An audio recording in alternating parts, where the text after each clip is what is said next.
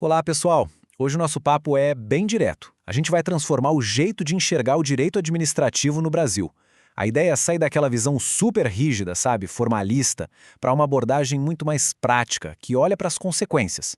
E para isso, a gente vai mergulhar a fundo nas mudanças recentes da LINDB, a Lei de Introdução às Normas do Direito Brasileiro. Fica aqui que isso é fundamental para qualquer futuro gestor público.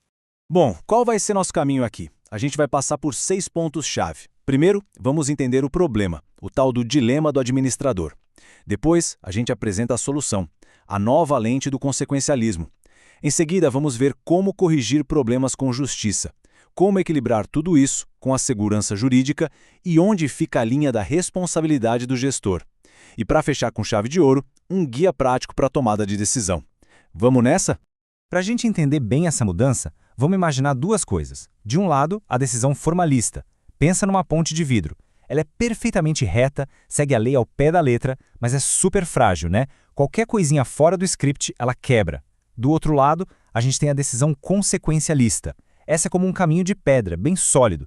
Ele não é reto, ele faz curvas, se adapta ao terreno, ele pondera o impacto de cada passo. A lei agora quer que a gente construa mais caminhos de pedra. Então, vamos começar pelo começo. Qual era o problema que motivou essa mudança toda? Por muito tempo, o gestor público vivia num beco sem saída. Ele ficava ali, preso entre o dever de agir e um medo que paralisava. O medo de ser responsabilizado por qualquer decisão que não fosse 100% perfeita, mesmo que bem intencionada. Esse fenômeno ficou até conhecido como o apagão das canetas. O que acontecia? Gestores, com um baita receio de punições, simplesmente deixavam de decidir. A inércia parecia mais segura. Só que isso, claro, gerava um prejuízo gigantesco para todo mundo. A sociedade ficava esperando por políticas públicas, por serviços, e nada acontecia. A regra do jogo precisava mudar.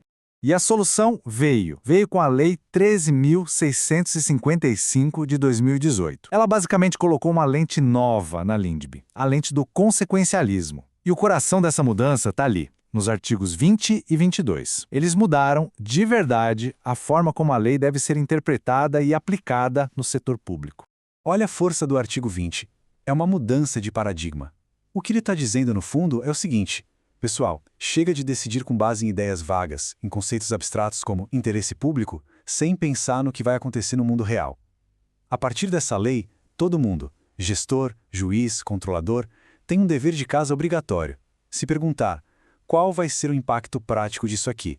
E se o artigo 20 olha para o futuro, para as consequências, o artigo 22 olha para o aqui e agora do gestor. Ele exige basicamente empatia. A análise de uma decisão precisa levar em conta a realidade nua e crua. A falta de grana, a pressão, as informações que às vezes são incompletas. É um reconhecimento de que gestão pública não acontece num laboratório, né? Acontece no mundo real, um mundo cheio de perrengues. Certo, mas e quando o erro já aconteceu? A solução antiga era simples e muitas vezes meio brutal. Anula tudo e pronto. A nova lei busca uma coisa mais inteligente. Ela nos dá ferramentas para consertar os problemas de um jeito mais justo, mais equilibrado, sabe? Para evitar que o remédio seja pior que a doença. A lei usa esses termos bonitos, né? Solução proporcional e equânime. Mas o que isso significa no dia a dia? Significa que não dá para usar um canhão para matar uma formiga. É preciso achar um ponto de equilíbrio. A correção da falha não pode causar um estrago ainda maior e tem que proteger o interesse da coletividade e também os cidadãos que agiram de boa fé. E essa imagem aqui ilustra perfeitamente o ponto central do parágrafo único do artigo 21. A anulação de um ato não pode criar um peso anormal ou excessivo nas costas das pessoas. A balança da justiça não pode pender de um jeito tão desproporcional a ponto de esmagar o cidadão no processo de correção de um erro administrativo. Então, a pergunta de $1 milhão é: como se chega a essa solução? O artigo 26 nos dá o caminho das pedras, o compromisso administrativo. É quase um passo a passo. Primeiro, se identifica o problema. Depois, se ouve quem entende do assunto, e se for o caso, a sociedade. E aí sim, se busca um acordo, um compromisso que resolva a parada de um jeito eficiente para todo mundo. Isso tudo nos leva a uma questão bem delicada. Como é que essa necessidade de ser pragmático, de se adaptar, convive com um pilar do nosso direito, que é a proteção daquilo que já está consolidado, que já aconteceu no passado? É uma tensão. De um lado, a gente tem o ato jurídico perfeito, lá do artigo 6º. Pensa nele como um monumento histórico. É sólido, está lá, consolidado e precisa ser respeitado. Do outro lado, a gente tem a necessidade de uma gestão moderna, que é mais como um prédio adaptável, que precisa responder às demandas de hoje. O bom gestor é aquele que consegue harmonizar essas duas coisas.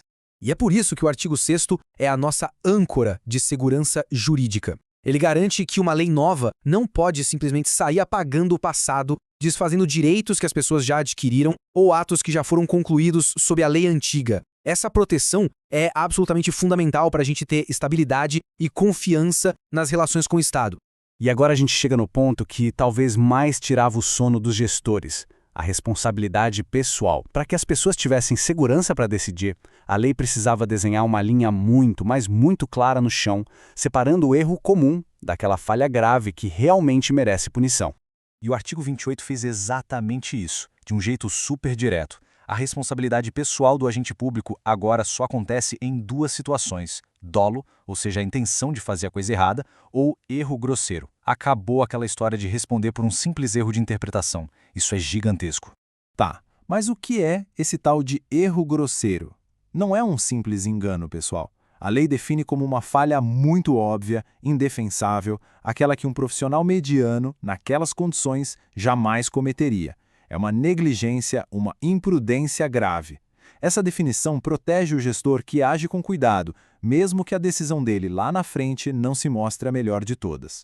Beleza, vamos juntar todas as peças agora. Essa parte final aqui é o nosso guia prático, um roteiro para aplicar todos esses princípios, seja num estudo de caso, numa prova e, claro, na vida profissional lá na frente. Pensa nesse quadro como um checklist, a bússola do gestor pragmático. Antes de qualquer decisão importante, vale a pena passar por essas 5 perguntas. Primeira, eu estou olhando a realidade como ela é, com todos os obstáculos? Isso é o artigo 22. Segunda, eu pensei nas consequências práticas do que eu vou fazer? Artigo 20 na veia. Terceira, se eu estou corrigindo um erro, a minha solução é proporcional, não é exagerada? Artigo 21. Quarta, eu estou respeitando o passado, o que já está consolidado? Artigos 6 e 24. E por fim, a pergunta de ouro. Minha conduta está livre de má fé ou de um erro absurdo? Artigo 28. Se a resposta for sim para tudo isso, o caminho fica muito mais seguro. Para a gente fechar, vamos pensar em alguns cenários tipo aqueles de prova, sabe? Primeiro, uma lei ambiental nova e mais rígida entra em vigor hoje. Como fica aquele processo de licenciamento que começou na lei antiga, mas ainda está rolando? A lei nova se aplica imediatamente? Fica a reflexão. Segundo cenário, um clássico: mudam as regras da aposentadoria. E aquele servidor que já tinha completado todos os requisitos pela regra antiga, mas ainda não tinha pedido benefício, ele tem um direito adquirido que é protegido pelo artigo 6º, ou a lei nova pega ele no meio do caminho? E para terminar, um quebra-cabeça. Uma lei municipal é totalmente substituída por outra que trata do mesmo assunto de um jeito novo. A lei antiga morreu de vez ou ela ainda pode ser aplicada em alguma situação específica? A LINDB não dá respostas prontas, mas ela nos dá a ferramenta certa. Ela nos obriga a ir além da letra fria da lei. E a pergunta final que fica é: a gente está preparado para usar essa liberdade com responsabilidade, buscando sempre a melhor solução, a mais segura e prática para a sociedade?